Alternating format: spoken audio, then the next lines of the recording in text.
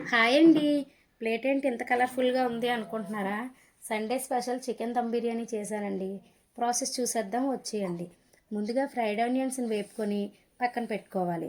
2 గ్లాసులు బాస్మతి రైస్ని 2 సార్లు కడుక్కొని సరిపడినన్ని నీళ్లు పోసుకొని 1 అవర్ నానబెట్టుకోవాలి. మ్యాగ్నెట్ కోసం చికెన్లో ఉప్పు, కారం, పసుపు, ధనియాల పొడి, అల్లం వెల్లుల్లి పేస్టు, కొద్దిగా పెరుగు, కొత్తిమీర, పుదీనా, కొద్దిగా ఆయిల్ వేసుకొని ఫైనల్గా ఫ్రైడ్ ఆనియన్స్ని వేసుకొని బాగా కలుపుకొని 1 గంట సేపు పక్కన పెట్టుకోవాలి.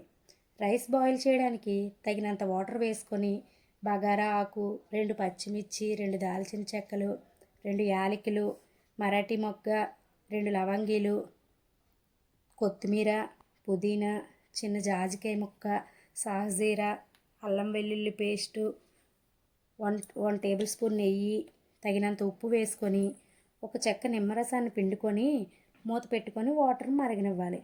పక్కనే బిర్యానీ తపాలా పెట్టుకొని తగినంత ఆయిల్ వేసుకొని 2 టేబుల్ స్పూన్ల నెయ్యి వేసుకొని ఉల్లిపాయ పచ్చిమిరపకాయలు గోల్డెన్ కలర్ వచ్చేంత వరకు వేపుకోవాలి.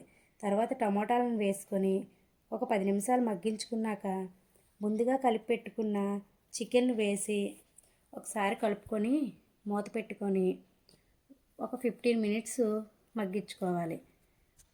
నీళ్ళు మరుగుతున్నాయో లేదో చూసుకొని నీళ్ళు మరుగుతున్నప్పుడు రైస్ని వడకట్టుకొని రైస్లో వేసుకొని 70% ఉడికిన రైస్ని చికెన్ పైన లేయర్లుగా వేసుకొని పైన కొత్తిమీర, పుదీనా, ఫ్రైడ్ ఆనియన్స్ని వేసుకొని 2 టేబుల్ స్పూన్లు నెయ్యి వేసుకొని మూత పెట్టుకొని స్టవ్ పైన పెనాన్ని పెట్టుకొని వేడి చేసుకొని బిర్యానీని దమ్ పెట్టాలి. ఆవిరి బయటికి పోకుండా ముందుగా మనం ఉడికించుకున్న గంజిని పెట్టుకొని పైన మూత పెట్టుకొని సిమ్లో పెట్టుకొని ఒక 10 నిమిషాలు ఉడికించుకుంటే పొడి పొడిలు ఆడుతూ బిర్యానీ చాలా టేస్టీగా రెడీ అయిపోతుంది. Thank you for watching. మీకు ఇంకా ఏమైనా వీడియోస్ కావాలి అంటే కామెంట్ చేయండి. Please like, share and subscribe. ఒకసారి ట్రై చేసి ఎలా వచ్చిందో మీరు కూడా చెప్పండి. ఇంకా ఏమైనా రెసిపీస్ కావాలంటే చెప్పండి.